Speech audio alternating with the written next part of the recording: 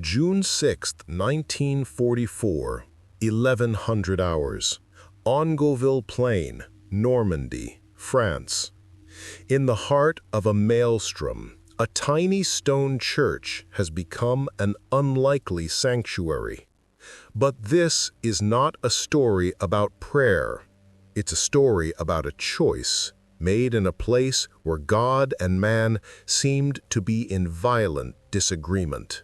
Here, amidst the wounded and the dying, a battle was being fought not with rifles, but with plasma, bandages, and the very definition of humanity.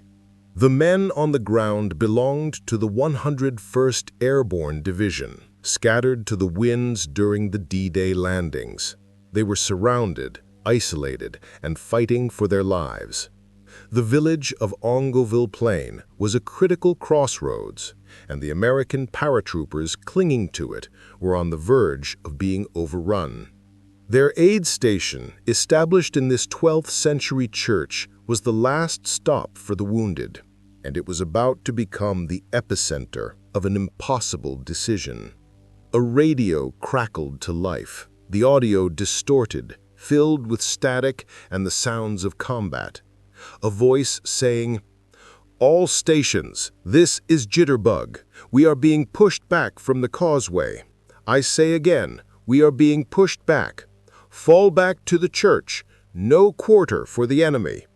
All assets are to be prioritized for U.S. personnel.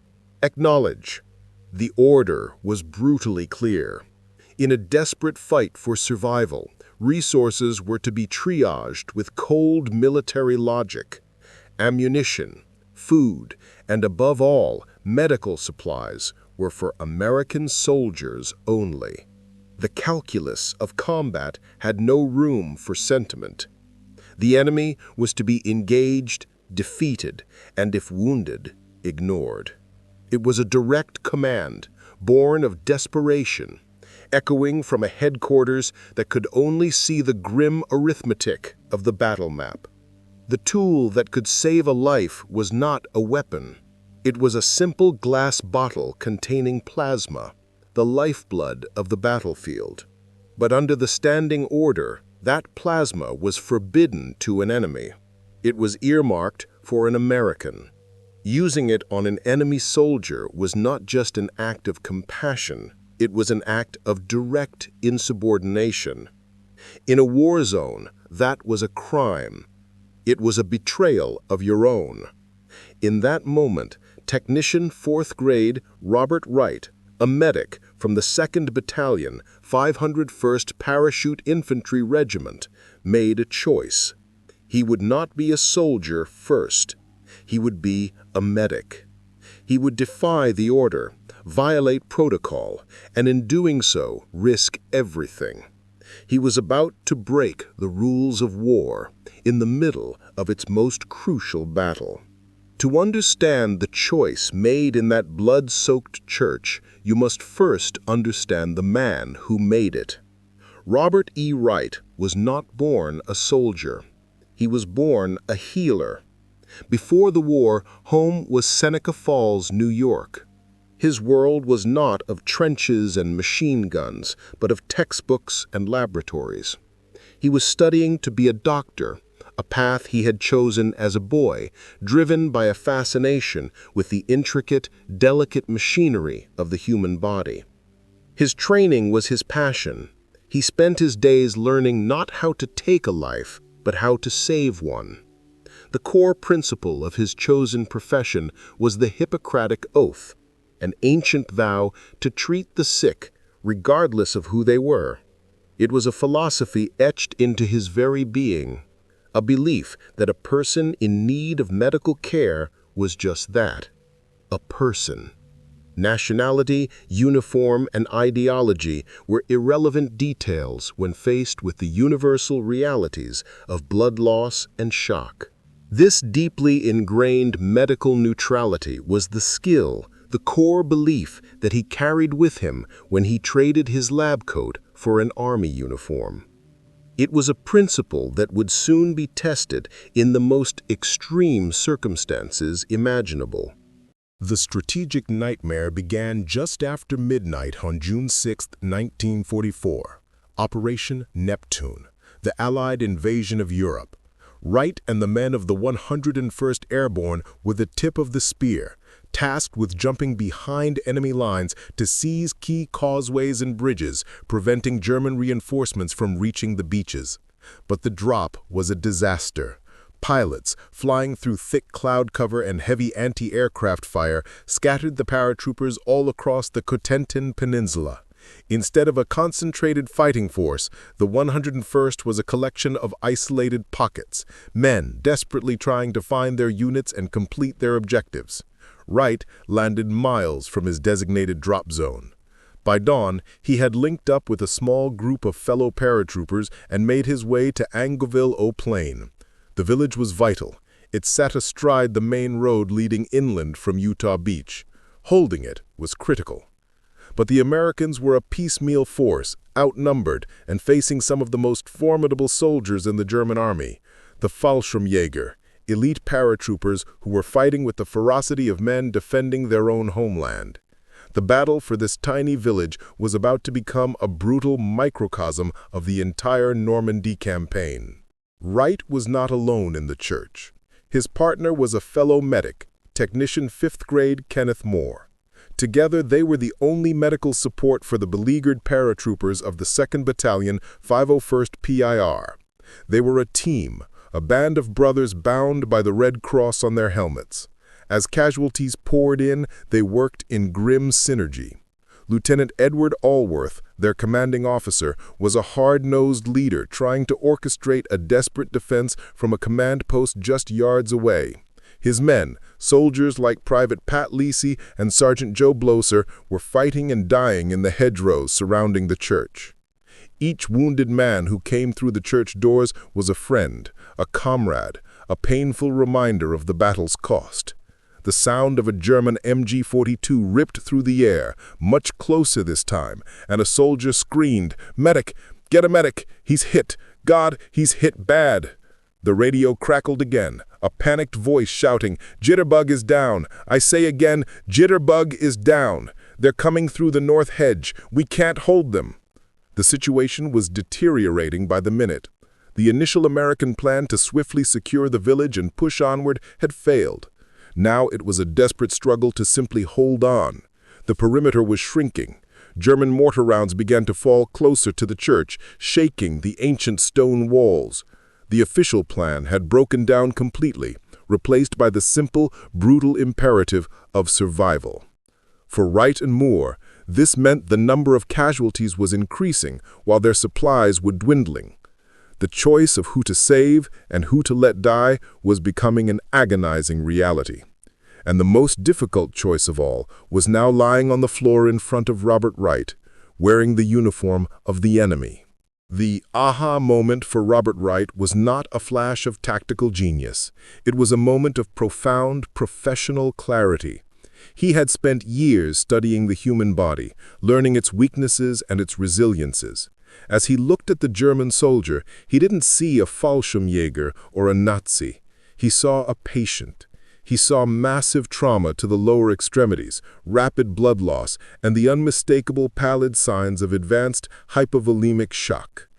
He saw a set of medical problems that he was uniquely trained to solve. While everyone else in this village saw an enemy to be killed, Wright saw a life that could be saved. The critical detail he observed, the detail everyone else missed, was not on the battlefield map, but in the fading pulse of the man at his feet. The command from headquarters was a strategic order, but Wright was operating under a different, more ancient command, the duty of a healer. The execution of his solution was an act of deliberate, focused defiance. First, he and his fellow medic, Kenneth Moore, established a clear rule for their sanctuary. They hung a white flag outside the church door, a universally recognized symbol of neutrality. More than that, they established a ground rule for every soldier who entered, American or German: leave your weapons outside. This was a house of healing, not a place of war. Miraculously, both sides began to respect the rule. Inside this fragile truce, Wright went to work on the wounded German. His most forbidden tool was not the plasma itself, but the priority he gave. He ignored the furious glare of a lightly wounded American GI who had been waiting for attention. He took the last pint of American plasma, a resource more precious than gold in this isolated outpost, and prepared it for the German soldier. The procedure was textbook: an intravenous line to restore blood volume and combat the deadly progression of shock. But the context was anything but. Every drop of that plasma that entered the German's veins was a drop that could not be used on an American. In the brutal zero-sum game of a firefight, it was a profound betrayal of his own side. Yet, for Wright, it was the only logical course of action. The German was the most critically wounded patient in the church. Under the laws of medicine, he was the priority, and Robert Wright was a medic first. From the German perspective, what was happening was utterly incomprehensible. The Americans holding the village were paratroopers, the elite. They were known for their aggression and ruthlessness. The idea that they would take German wounded into their own aid station, treating them alongside their own men, was tactically insane. It defied every expectation of how this battle should be fought. The German commanders observing Angoville-au-Plain began to misinterpret the situation. Was the church a collection point for prisoners? Was this a sign that the American force inside was larger and more established than they believed, so secure that they could afford the luxury of treating enemy wounded? The psychological impact was one of profound confusion. It sowed hesitation. The German commander, faced with this bizarre, seemingly humanitarian gesture in the midst of a firefight, paused his next major assault. The American action didn't compute. It disrupted the violent rhythm of the battle. This hesitation, born of disbelief, was the key to the American survival. Wright's act of medical neutrality had, inadvertently, become a brilliant act of psychological warfare. The successful result was unfolding, one patient at a time. By treating the German, Wright had not only saved a life, but he had solidified the church as a true sanctuary.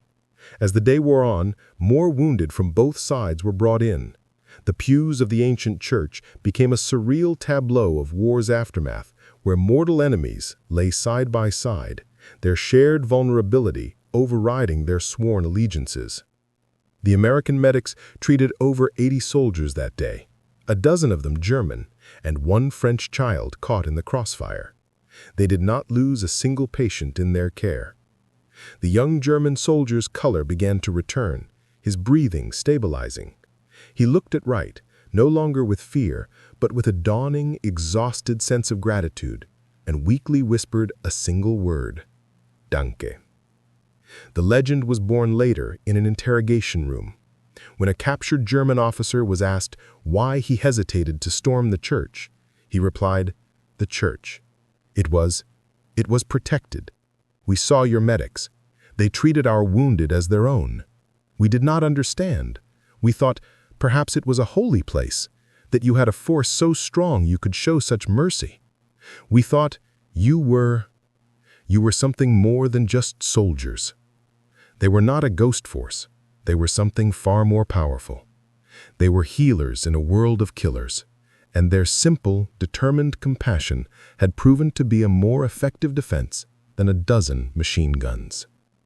Robert Wright's forbidden act had not only saved a life, it had saved his entire unit. The first verdict on Robert Wright's actions came not from a man in an officer's uniform, but from the soldiers whose lives he had fought to save.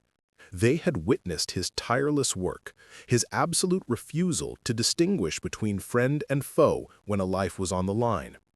They saw him shield wounded Germans with his own body when mortar rounds shook the church, just as he did for the Americans. There was no resentment, only a profound, quiet respect. Private Pat Lisi, one of the paratroopers who defended the village, approached Wright.